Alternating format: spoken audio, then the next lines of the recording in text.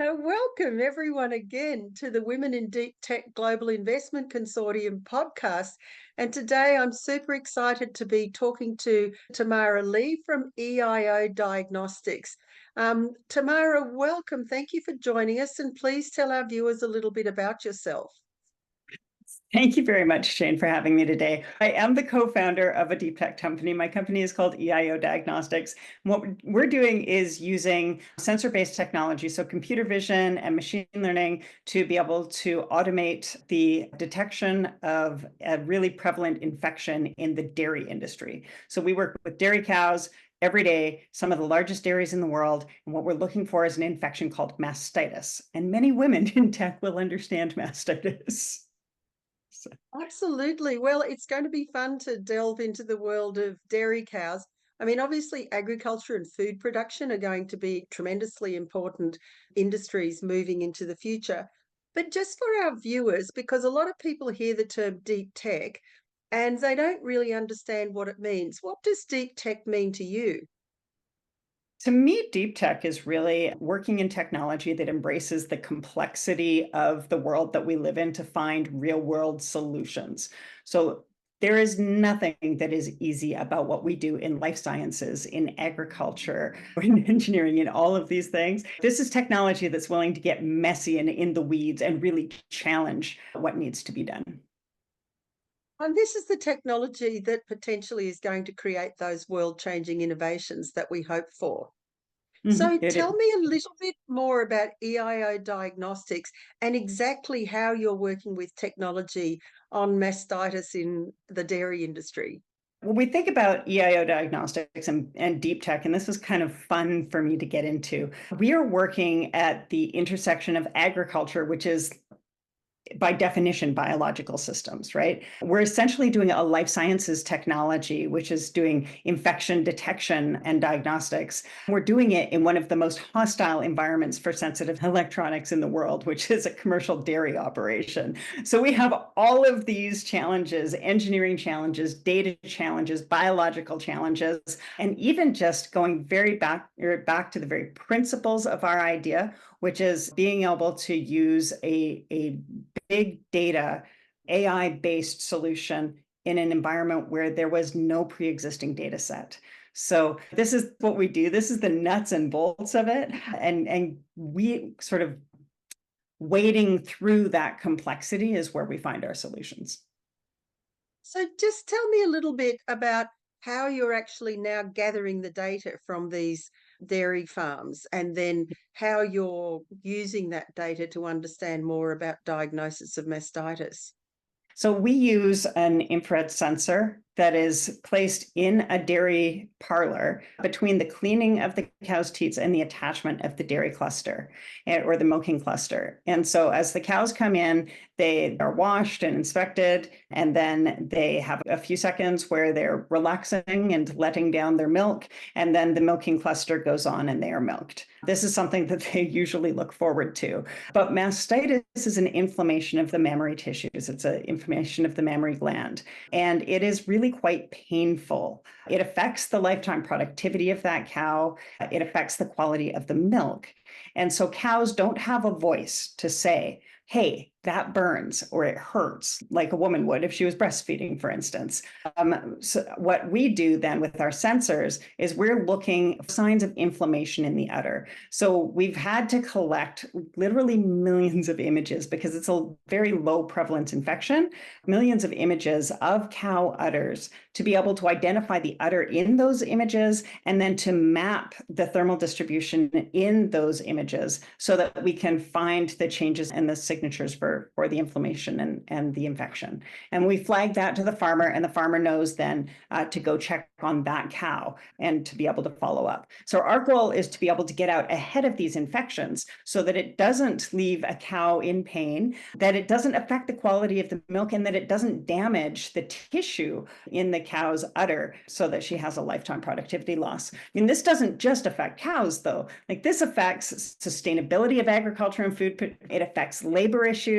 It affects safety issues. And then it also becomes this very large data play, which is where we're going. We start with one problem and then we say, hey, wait, we can connect all these other data points that are coming from the dairy to create all sorts of predictive analytics and insights for farmers on how to increase the efficiency and productivity of their farms. And that speaks to really large global issues in terms of access to food or quality of food or climate adaptation. It's terribly interesting. And as you're speaking, I'm also thinking about the relevance for population health, because I'm not sure about the privacy concerns about this, but in a pandemic, it would be interesting, or refugee camps, to be able to use technology like that to help identify people at risk.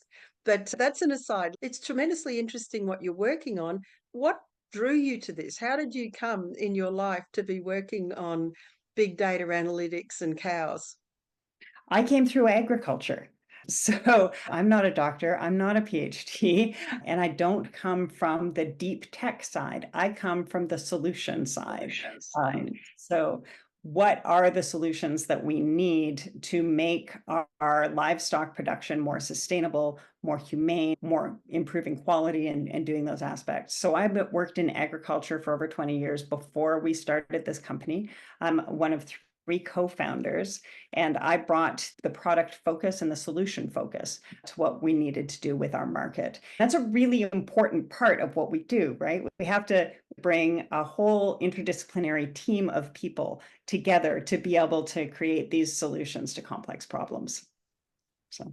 No, I think that's a really important point. So it's not just the science, it's the whole team around it and being able to build a commercial business. So just reflecting on your experience and thinking about women founders, scientists, product developers in deep tech, what are some of the sort of handy hints that you might give to them? Because it's a difficult field, it's difficult to raise funding, and any learnings that you can share would be of great interest. I think both as a woman and as a non-technical founder, the first thing I'd say to anybody is don't count yourself out. There are lots of people who will tell you that you can't or you're not qualified or will challenge your worthiness to be there. Don't do it for them. Don't make it easy. So get out there, be fierce and believe in yourself, and know that it is a superpower to be able to identify what we need to do and the people that we need to bring together to do that. I think the other piece, especially in deep tech, is don't look at the odds of success before you start. Like just go in and really go after the problem, go after the solution, and do it with confidence and a sense of inquiry and openness. Because sometimes we start down the path and we think, this is really what we have to do. And along the way, as we step forward, the real path is revealed to us, or alternate paths are revealed to us. So we get there. I think caring really deeply about what you do and how you do it is really important. And that's a superpower that people bring. But I mean, really, first and foremost, never count yourself out. That's really inspiring. Thank you very much. And I think you're absolutely right. But also, the pathway is never straight, and the pathway is never where you think it's going to be. But once you're on the journey, you can find it. Thank you for that as well. So, are there any stories just from your own experience that you think are worth sharing, where you've had challenges and obstacles and overcome them? Because I think that's helpful to hear our personal stories as well. Okay, I'll tell you right off the bat, when I started with this company, I came in as the agriculture founder in an Agtech company. We had a technical founder and we had a founding CEO. The technical founder left fairly quickly. He came from the agriculture industry, but had his own business and needed to pursue that. And so we built a technical team after he left. The founding CEO left during COVID, at the beginning of COVID, when there was all of this uncertainty and we were at a particularly vulnerable moment. And in that moment, because we had already taken funding, because we were already down the path with this solution and we had this momentum, I had to decide whether I was going to wind the company down or to step into the role of CEO and really recast the company and give it a chance to complete our mission with this technology and this solution. That was probably one of the most vulnerable and transformative moments of my entire life. I was terrified, but there were a lot of people that were there to help. And being able to ask for help is a really important part of the journey for any entrepreneur solving any problem. but there are people out there that will help and that will lift you up and make it possible. And just having the courage to leap into the abyss, which is what you did. And now you've, as you said, it's changed your life and it's taken you on a journey you didn't expect. So that's fantastic. Thanks very much for sharing that. So just to end up, do you have any other kind of inspiring messages for girls and women who are interested in being founders in deep tech? What have you got to share with them? I think if you have a drive to solve a problem or to dig really deep into something, really embrace that, empower that in yourself, and surround yourself with people who will hold you up and continue to help move you forward. We have tremendous power in community and in our vulnerability. So don't be afraid to not know. Don't be afraid to ask for help.